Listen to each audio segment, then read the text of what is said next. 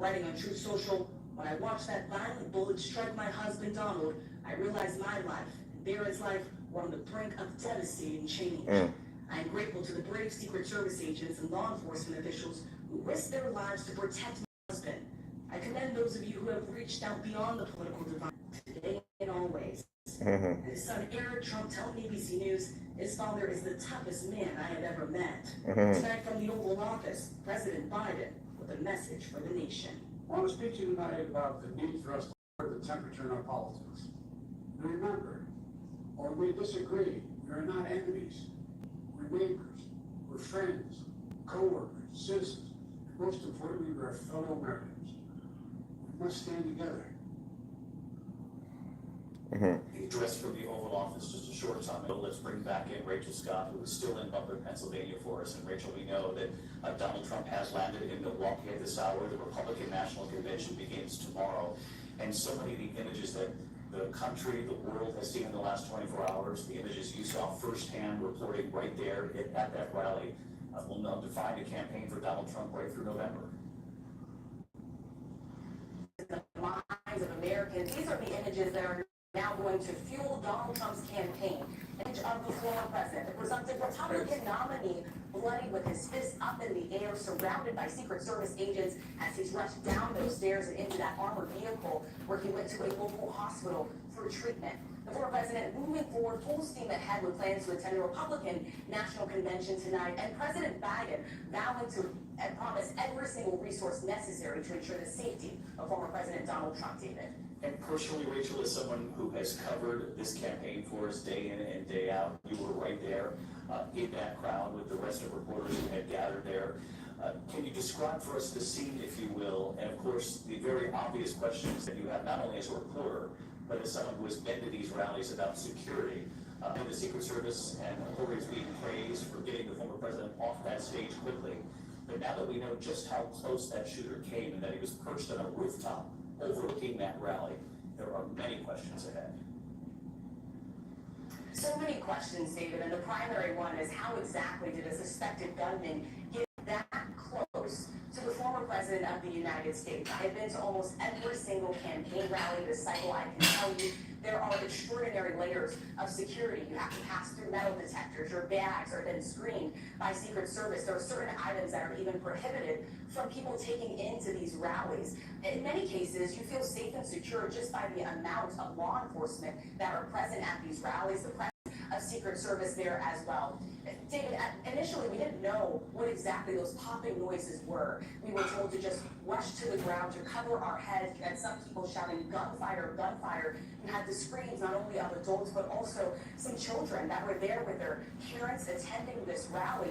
This was an open space. We were on a fairground. There was nowhere to run. There was nowhere to go. We had no idea where exactly the gunfire was coming from, what direction it was coming from.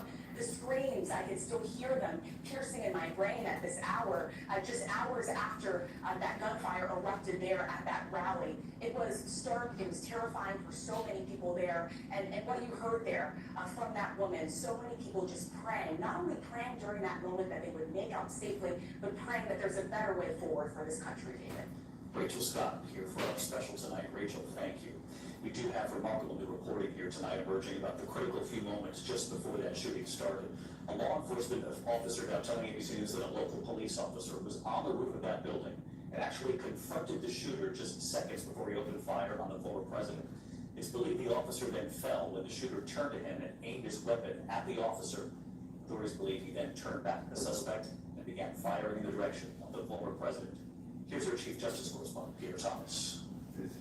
Tonight, a law enforcement source telling ABC News that a local police officer was on that and confronted the shooter seconds before he opened fire on the former president. The Butler County Sheriff telling us that today, a police official told him that the Butler Township police officer was falling up to the roof where the shooter was perched, adding the suspect quickly turned and aimed his gun at the local officer, forcing him to retreat and fall down. Moments later, that suspect firing several shots toward Trump. Damn, hit him in the ear. Telling ABC News that a short time before the former president took to the podium, local authorities were alerted to suspicious activity on the outside of the perimeter.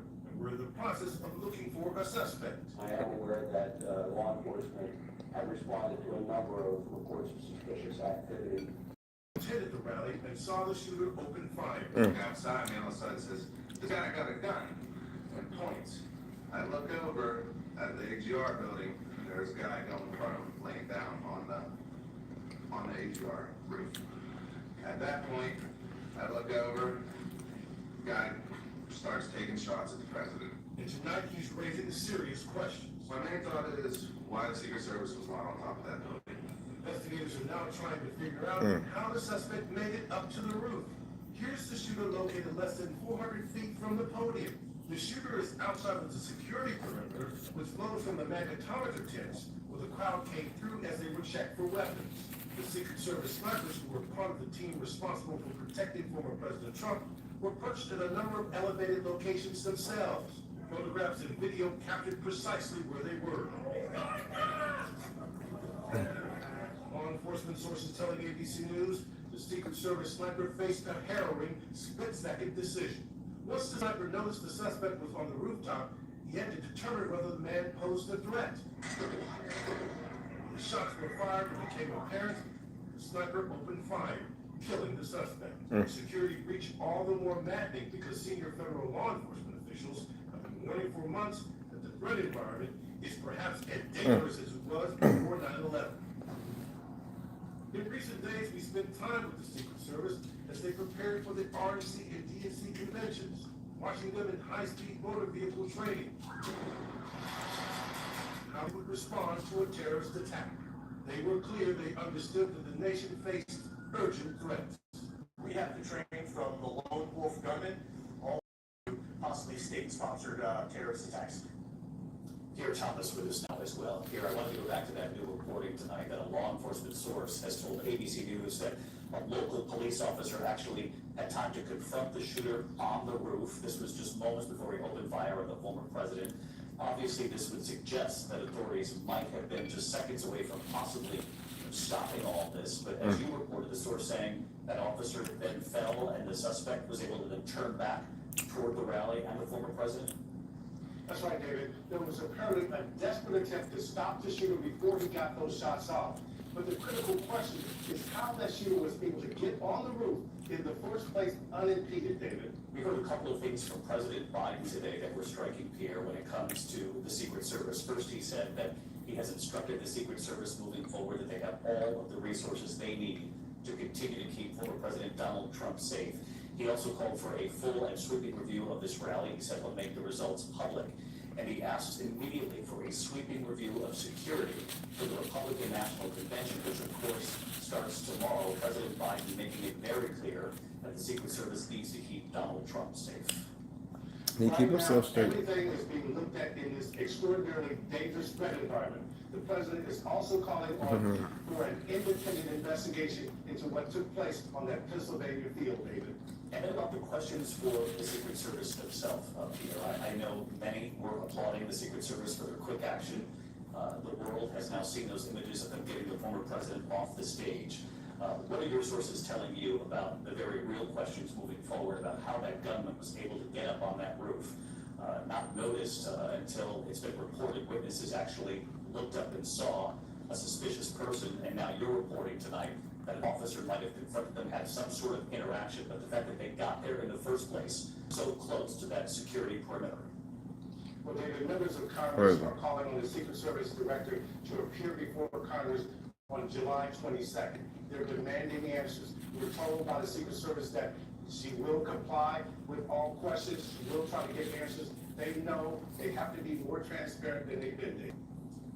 That said, law enforcement did jump into this very difficult and terrifying situation to watch unfold live for many people across this country, and there is a lot of gratitude for the work they did in the moments where they were desperately needed. Peter Thomas on the questions moving forward. Peter, thank you.